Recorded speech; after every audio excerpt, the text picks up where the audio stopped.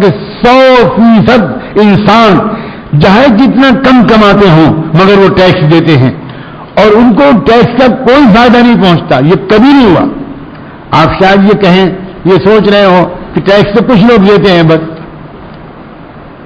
باقی تو زیادہ تر وہ لوگ، بہت سے لوگ وہ بھی ہیں کہ جن پر ٹیکس ہے تو مگر وہ دیتے نہیں، اور ایسے بھی بہت سے لوگ ہیں جن پر انکم ٹیکس آتا ہی نہیں، وہ تو بیچارے خود غریب ہیں، وہ کہاں ٹیکس دیں گے. اب یہ خود ایک دھوکہ ہے. آپ ماچس کی تیلی خریدتے ہیں یا ماچس کی ڈبیا خریدتے ہیں، اس کے اوپر لکھا ہوتا ہے میکسیمم ریٹیل پرائز اتنے انکلوڈنگ آل ٹیکسز. اس کا مطلب یہ ہوا کہ ماچس کی ڈبیا کی جو قیمت آپ نے ادا کی ہے اس میں ٹیکس شامل ہے، تو آپ نے بھی ٹیکس ادا کیا. آپ 250 گرام نمک خریدتے ہیں، آپ 250 گرام نمک کا بھی ٹیکس ادا کرتے ہیں. تمام قوم کے مزدور اور کسان اور غریب اور یتیم اور بیوہ وہ سب ٹیکس ادا کرتے ہیں، اور وہ ٹیکس جاتا کہاں ہے؟ چند بڑے خبیث ظالموں کی جیب میں. پوری دنیا ایک عجیب عجیب کیفیت میں تھا. یہ عام زمانہ نہیں ہے دوستوں. بہت بڑی ہمت چاہیے، دل گردہ چاہیے، جگر چاہیے، بصیرت چاہیے، علم چاہیے، ذکر چاہیے، اور اہل علم و ذکر کی صحبت چاہیے، ورنہ زمانے کو سمجھنا. اب دنیا بھر کے اخبارات پڑھو اور دنیا بھر کے انٹرنیٹ پر جو کچھ بھی مضامین آ رہے ہیں وہ سب پڑھ لو اور سارے ٹی وی چینل دیکھو. میں چیلنج کرتا ہوں، آپ اپنے صوبے کی سیاست کو بھی نہیں سمجھ پاؤ، بالکل نہیں سمجھ پاؤ. یہ جو کچھ ہو رہا ہے یہ کچھ اور ہے. یہ بالکل قطعاً ظاہری صحافتی اعتبار سے اس کو نہیں سمجھا جا سکتا. آ رہا ہے الیکشن اور ماشاءاللہ ہر نیتا ایسی تقریر کرے گا کہ آپ کو یہ کہنا پڑے گا کہ بھائی ہمارے لیے آپ اتنا پریشان نہ ہو. آپ کی صحت خراب ہو جائے گی، آپ اچھے خاصے گورے آدمی ہیں، سامنے ہو جائیں گے آپ. کوئی ایک ہے ان میں جو اپنے سوا کسی کا بڑا چاہتا ہو؟ کوئی ایک شخص ہے جی. جمہوریت، اشتراکیت، ملک کی ترقی، اور یہ کیا خوبصورت الفاظ ہیں. میں تو کہتا ہوں خلفائے راشدین نے بھی اتنے مقدس الفاظ پوری زندگی میں نہیں بولے جتنے آج یہ خبیث 24 گھنٹے میں روزانہ بولتے. یہ کیا ہے؟ یہ دجل ہے، دھوکہ ہے، فریب ہے، فراڈ ہے. آپ کو سائنس پڑھائی جا رہی ہے، ٹوٹل دھوکہ. آپ کو فزکس پڑھائی جا رہی ہے، ڈارون کی تھیوری، بکواس بالکل. 100% دھوکہ، 100% فریب. اکنامکس میں آپ کو کیا پڑھایا جا رہا ہے؟ Dividend, interest. کیا پڑھایا جا رہا ہے؟ سبحان اللہ، 100% دھوکہ. کیا ہے یہ سوائے دھوکے کے؟ ہر پارٹی یہ کہہ رہی ہے کہ ہم مہنگائی دور کر دیں گے. بیچارہ بھولا بھالا مسکین ان سے تنگ آ گیا، ان کے پاس چلا جاتا ہے، ان کے پاس چلا جاتا ہے، ان کے پاس چلا جاتا ہے، اور بڑی امید سے ووٹ ڈال کے آتا ہے کہ اب سے سب ٹھیک ہو جائے گا. اے بتا آرزو کہ خاک شدہ. عجیب بات ہے، مہنگائی کا پولیٹیکل پارٹی سے کیا تعلق ہے بھائی؟ جب تک سودی نظام دنیا میں قائم ہے ساری دنیا کے حکام اور پارٹیاں مل کر ایک گاؤں سے مہنگائی کو ختم نہیں کرتی. یہ کیا بکواس ہے جو کہی جا رہی؟ یہ بھی دھوکہ ہے. بہت سمپل سی بات ہے. ایک فیکٹری کا مالک ایک فیکٹری میں کوئی چیز تیار کرتا ہے، اس کے لیے اس نے بینک سے قرضہ لیا، اس نے 1 کروڑ روپے بینک سے قرضہ لیا. اب 1 کروڑ جب وہ بینک کو واپس کرے گا تو 1 کروڑ تو واپس نہیں کرے گا. 1 کروڑ میں 15-20 لاکھ بڑھا کر اس کو واپس کرنا پڑے گا. یہ جو 15-20 لاکھ وہ واپس جو کرے گا بینک کو، یہ کہاں سے کرے گا؟ اپنی جیب سے دے گا. وہ قیمت بڑھا کر جو کاسٹ آف پروڈکشن ہے اس کو بڑھا کر وہ قیمت عام گاہک سے وصول کرے گا، بڑھی ہوئی قیمت، اور پھر اس کو وہ ادا کرے گا. اس کے ذریعے سے اپنا قرضہ ادا کرے گا، سودی قرضہ. تو جب تک یہ سودی قرضہ لیا جاتا رہے گا مہنگائی ختم ہو سکتی ہے؟ ناممکن ہے. عجیب، اتنی سمپل بات ہے کہ 5-6 سال کے بچے کو بھی جاننی چاہیے. مگر کیا کریں، سب کے بچے تو اسکول میں پڑھتے ہیں جن اسکولوں اور کالجوں میں 100% جھوٹ پڑھایا جاتا ہے، لفظ بات پڑھائی جاتی ہے، اور پڑھانے والے بھی بدھو بنا رہے ہیں سب بالکل. اور غالباً ان کو بھی پتہ نہیں ہے کوئی بیچاروں. سبحان اللہ. کچھ خبر نہیں. کیسی مہنگائی دور ہوگی بھائی؟ یہ انٹرسٹ کا سسٹم جب تک رہے گا مہنگائی کیسے دور ہوگی؟ اب بھولا والا آدمی کہتا ہے کہ وہ نہیں، وہ اب خاص پارٹیاں اب تک تھی، اب عام پارٹی آ گئی، اب دور ہو جائے گی، اب دور ہو جائے گی، اب بالکل دور ہو جائے گی، بالکل. اب ٹوپی والے آ گئے، لاہور بڑا قوت، ٹوپی نہیں تم امامہ پہن لو، تم صافہ مان لو، تب بھی تم حالات کو نہیں بدل سکتے. یہ کیا پاگل پنا ہے؟ یہ کیا بیوقوفی ہے؟ یہ دجل. اور یہ نہیں سمجھ سکتا وہ آدمی جس کے سینے میں قرآن کا نور نہیں ہے، نہیں سمجھ سکتا. اور قرآن کا علم جس کے اندر اتر گیا اور جس کو اللہ کے ذکر کی نسبت مل گئی، وہ ساری دنیا کے پروپیگنڈے سے بالکل متاثر نہیں ہو، قطعاً متاثر نہیں ہو. یہ ہے وہ آیتیں. میں نے اس لیے کہیں کہ سورہ کہف میں ان آیتوں کو جو رکھا گیا وہ اس لیے رکھا گیا کہ اصحاب کہف کے تجربے کے بیان کرنے کے بعد اللہ تعالیٰ نے حضور پاک صلی اللہ علیہ وسلم سے جو آیتیں جو احکام دیے تھے ان کو سورہ کہف میں رکھنے کے ذریعے سے اللہ نے اشارہ کیا کہ ایک دور اور آئے گا. اس دور میں ایک مرتبہ پھر بہت زبردست قسم کا فتنہ آئے گا. اور میں پہلے بتا چکا ہوں کہ حضور پاک صلی اللہ علیہ وسلم نے صرف اتنا اشارہ کر کے کہ سورہ کہف میں دجال کے فتنے سے حفاظت کا سامان ہے، صرف اتنا اشارہ کر کے آپ نے یہ دراصل بات کھول دی کہ سورہ کہف صرف ماضی کے واقعات بیان کرنے والی سورت نہیں ہے. سورہ کہف مستقبل کے سب سے بڑے فتنے کا حل بتانے والی سورت ہے. اس سے سلامتی کی ترکیب بتانے والی سورت ہے. اور سلامتی کی ترکیب میں یہ کہہ دیا گیا کہ علم اور ذکر.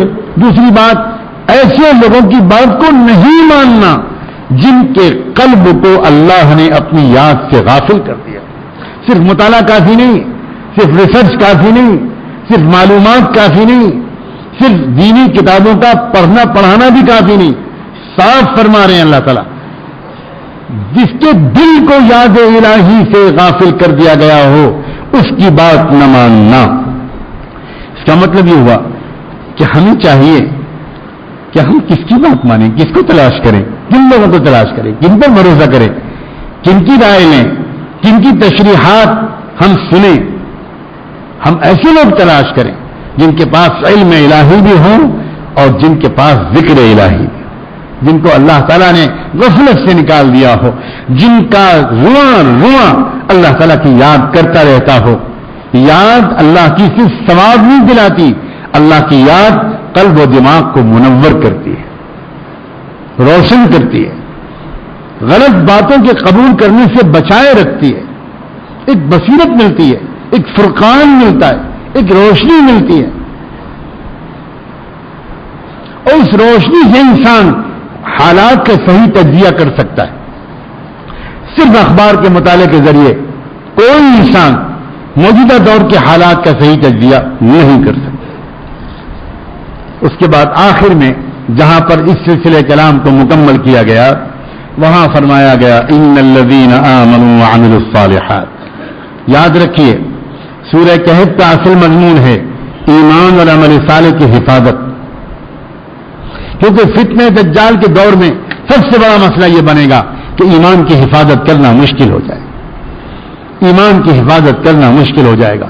اس لیے اللہ تعالیٰ ترغیب کے طور پر فرما رہے ہیں کہ ایمان اور عمل صالح، اپنی پوری زندگی کو گناہوں سے پاک صاف رکھنا، ہر عمل کو ٹھیک ٹھیک کرنا، اپنے دل کی کیفیت کو درست رکھنا، جس کو ایمان کہتے ہیں، جس کو اخلاص کہتے ہیں.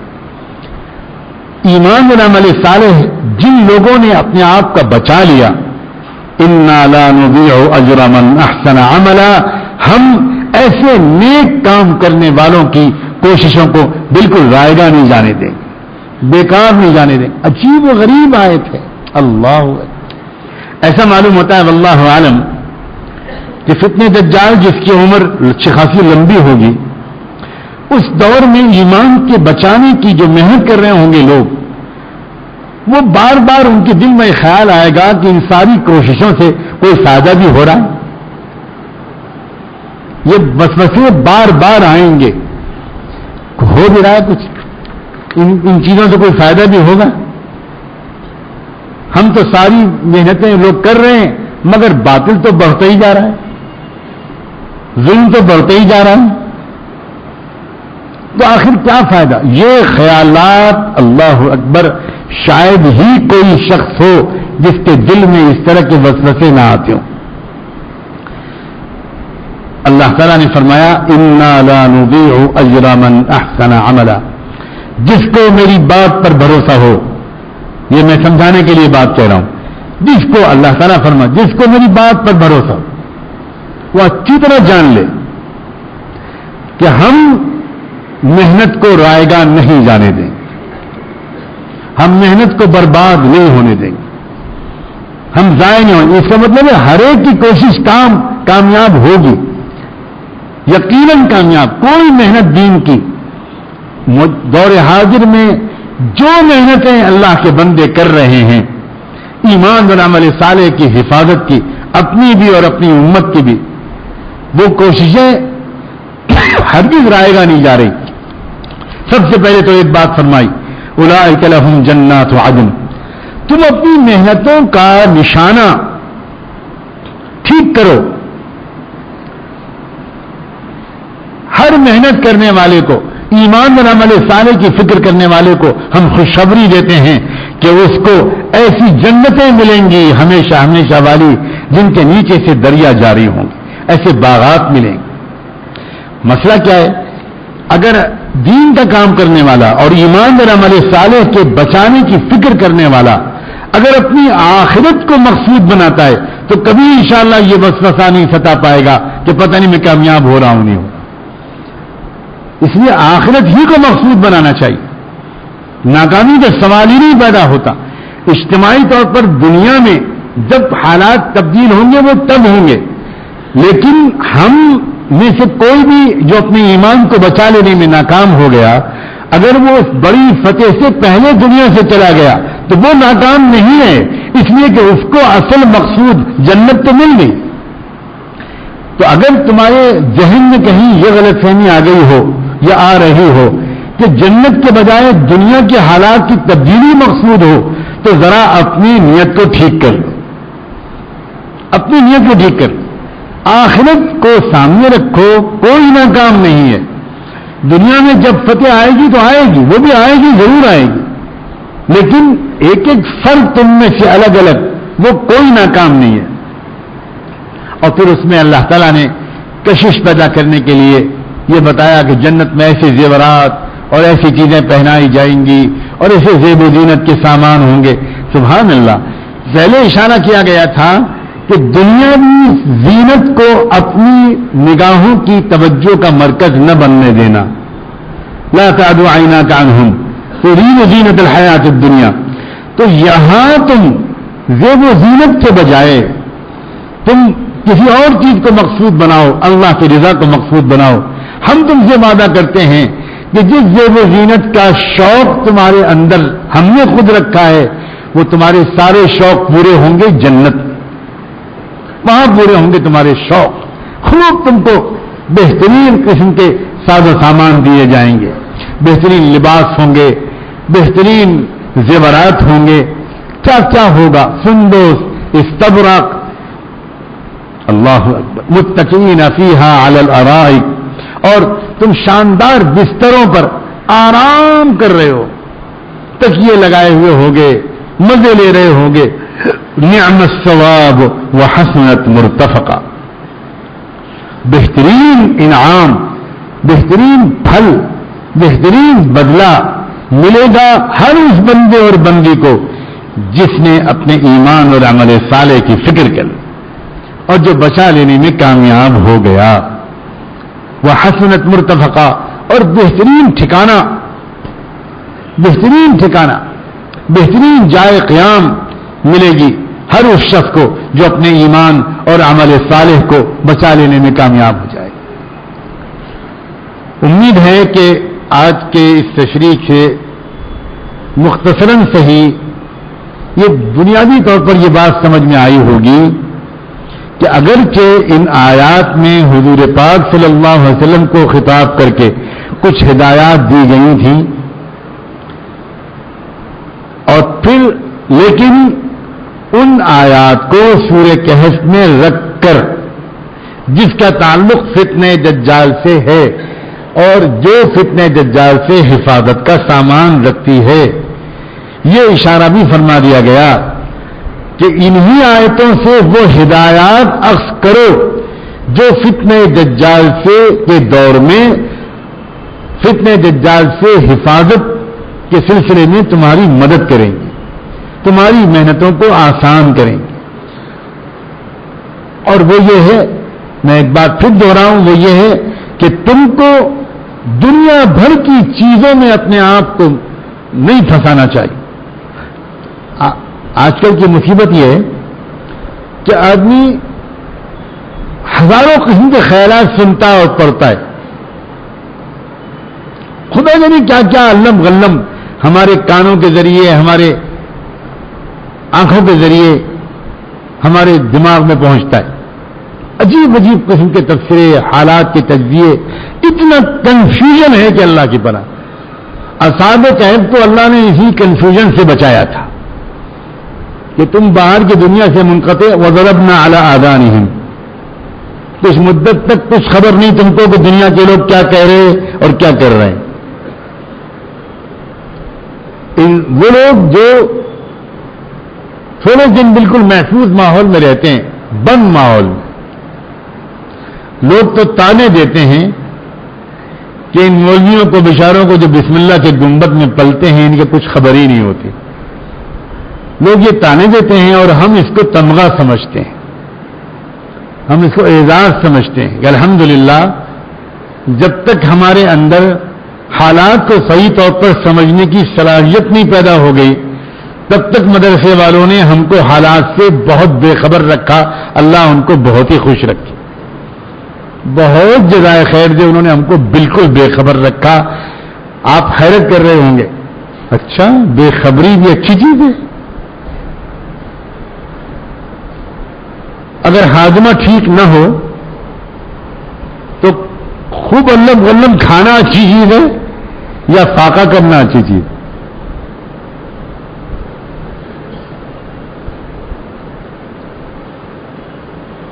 آدمی کا ہاضمہ خراب ہے اور ماشاءاللہ وہ سبھی کچھ کھا رہا ہے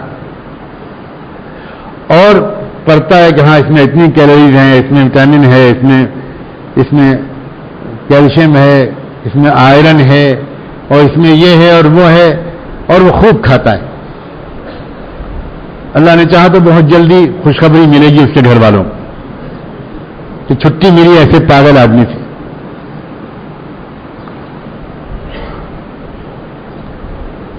جس انسان کو حقائق کا علم نہ ہو اور جس کو واقعی اصل راز نہ معلوم ہو، تو دنیا میں کے حالات جتنا جانتا چلا جائے گا اتنی کنفیوز ہوتا چلا جائے گا،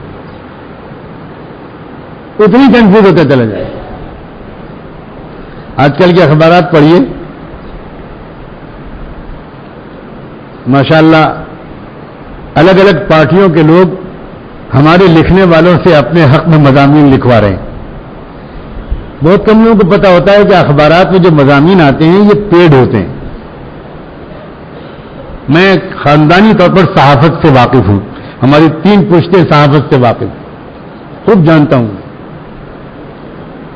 اب جو پارٹی جتنا پیسہ دے دے، ایک مضمون آپ پڑھیے گا تو آپ کو لگے گا فلاں پارٹی تو گئی، دوسرا مضمون پڑھیے گا تو جس پارٹی کی شکست کا فیصلہ کیا گیا تھا پچھلے مضمون میں اس پارٹی کو نمبر 1 پر دکھایا جا رہا ہے، تیسرا مضمون پڑھیے گا تو وہ دونوں گئے جہنم میں،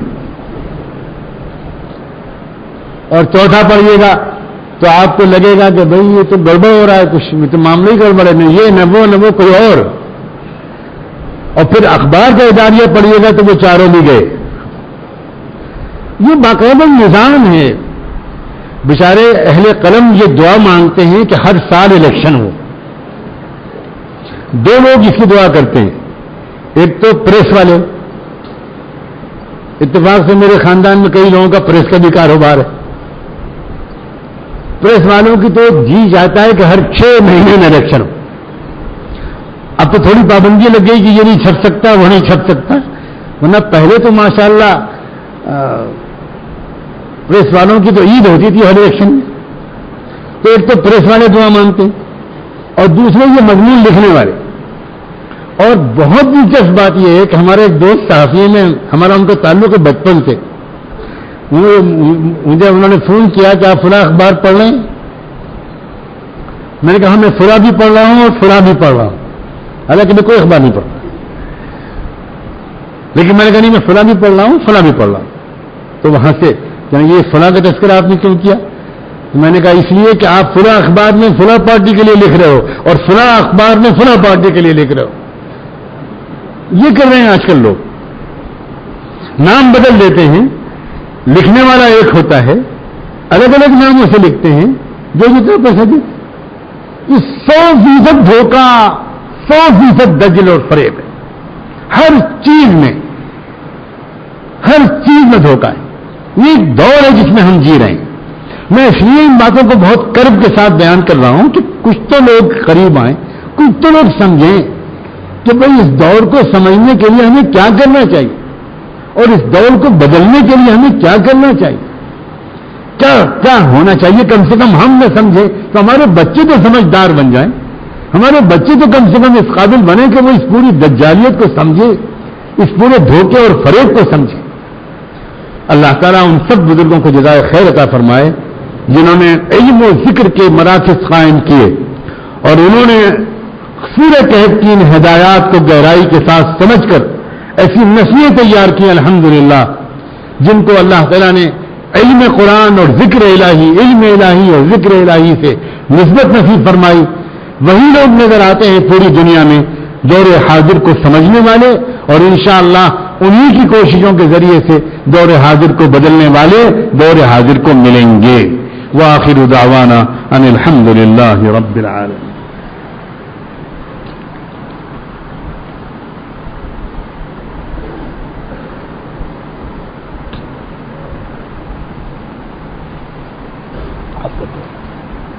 اللهم صل على سيدنا محمد وعلى آل سيدنا محمد وبارك وسلم. اللهم صل على سيدنا مولانا محمد معدن الجود والكرم, معدن الجود والكرم, وعلى آله وصحبه وبارك وسلم. ربنا ظلمنا أنفسنا وإن لم تغفر لنا وترحمنا لنكونن من الخاسرين. اللهم إنك عفو كريم تحب العفو فاعف عنا. اللہ ہم آپ کے بندے اور آپ کی بندیاں آپ کے حضور میں حاضر ہیں. اے رب کریم, اے رب کریم, ہم اقرار کرتے ہیں اللہ کہ ہم ظاہر میں تو آپ کے بندے ہیں, حقیقت میں نہایت گندے ہیں. اللہ معاف فرما دے, اللہ معاف فرما دیجئے. اللہ اللہ اللہ اللہ, ہم جس دور میں پیدا ہوئے ہیں شاید انسانی تاریخ کا یہ سب سے برا دور ہے. اللہ اس دھوکے اور فریب سے ہم کو بچا لیجئے اور بچنے کے اسباب اختیار کرنے کی توفیق عطا کر دیجئے. اللہ قرآن مجید کا علم عطا کر دیجئے, علم والوں کے محبت عطا کر دیجئے, علم والوں کے پاس جا جا کر ان کی باتیں سننے کی توفیق عطا فرما دیجئے. اللہ اپنے ذکر کی توفیق عطا فرما, اپنی یاد نصیب فرما, اپنی یاد والوں کی صحبت نصیب فرما. اللہ اپنی یاد والوں سے چمٹ جانا نصیب فرما. اللہ اپنے آپ کو نچھی کر دینا نصیب فرما. اللہ جو پوری دنیا کا ماحول ہے وہ جاہلیت پر قائم ہے, دھوکے اور فریب پر قائم ہے. اللہ یہ بات ہمارے دل و دماغ پر کھول دیجئے اور اس دھوکے اور فریب سے بچنے کی استعداد پیدا کر دیجئے, بچنے کی استعداد پیدا کر دیجئے. اے اللہ ہم آپ کے قصوروار بندے, خطا کار و شرمندہ بندے آپ کے حضور میں حاضر ہیں. آج معاف فرما دیجئے, آج معاف کر دیجئے, اپنا بنا لیجئے.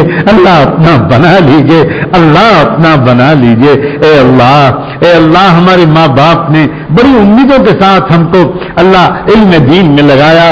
ایسا نہ ہو کہ ہم جن گناہوں کے مرتکب ہو چکے ان کی وجہ سے قیامت کے دن آپ فیصلہ کر دیں ہماری بارے میں کہ اس کو سزا ملے گی, اس کو جہنم میں ڈالا جائے گا. اللہ اگر ہمارے ساتھ اللہ آپ کا یہ فیصلہ آپ نے ہمارے بارے میں کیا اور ہمیں گھسیٹ کر جہنم میں ڈالا جانے لگا اور ہماری ماں کی نظر پڑ گئی، اللہ ان کی دل پر کیا گزرے گی، اللہ ہمارے باپ کے نظر پڑ گئی، ان کے دل و دماغ پہ کیا گزرے گی؟ کیا وہ یہ نہیں سوچیں گے کہ ہم نے تو اپنے بیٹے کو عالم بنایا تھا، یہ تو کیا کر کے آیا ہے کہ آج تجھے ایسی سزائیں دی جا رہی ہیں؟ اللہ مغفرت فرما دیجئے، اللہ ہمیں نیک بنا دیجئے۔ اس دور میں اپنے ایمان کی حفاظت بہت مشکل ہو رہی ہے، اللہ ہمیں ہمت دے دیجئے، ہمیں سلیقہ عطا کر دیجئے، بھاگ بھاگ کر ایسے ماحولوں میں جانے کی توفیق عطا کر دیجئے جس سے ہمارے اندر ایمان کو بچانے کی استعداد بڑھے، اللہ ارادہ پختہ ہو، ہمت بلند ہو، اللہ اپنے کرم سے دور تک دیکھنے والی نظر عطا فرما، گہری سمجھ عطا فرما، گہری سمجھ عطا فرما، اپنی کتاب پاک کے علوم کو ہمارے سینوں پر کھول دیجئے، اللہ ہمیں تقوی عطا کر دیجئے، اپنی محبت عطا کر دیجئے، اللہ اخلاص عطا کر دیجئے، اے رب کریم اپنے کرم سے جو مانگا ہے وہ بھی عطا کر دیجئے، اور جو نہیں مانگ سکے مانگنا چاہیے تھا اللہ وہ بھی عطا کر دیجئے۔ اللہ ایک درخواست اور ہے، ہم سب گنہگاروں کی طرف سے نام لے کر رحمت دو عالم صلی اللہ علیہ وآلہ وسلم کی خدمت اقدس میں اللہ ہم سب کی طرف سے درود و سلام بھجوا دیجئے، ان پر اور ان کی آل پر، ان پر اور ان کے اہل بیت پر، صحابہ اور صحابیات پر، ازواج مطہرات پر، ذریت طیبہ پر، اور ان کے نقش قدم پر چلنے والے تمام صالحین و صالحات پر، اور انہی کے راستے پر اللہ جینے اور مرنے کی ہم سب کو توفیق عطا فرما۔ وصلی اللہ تعالی علی خیر خلقہ سیدنا محمد وعلى آلہ وصحبہ اجمعین برحمتک یا ارحم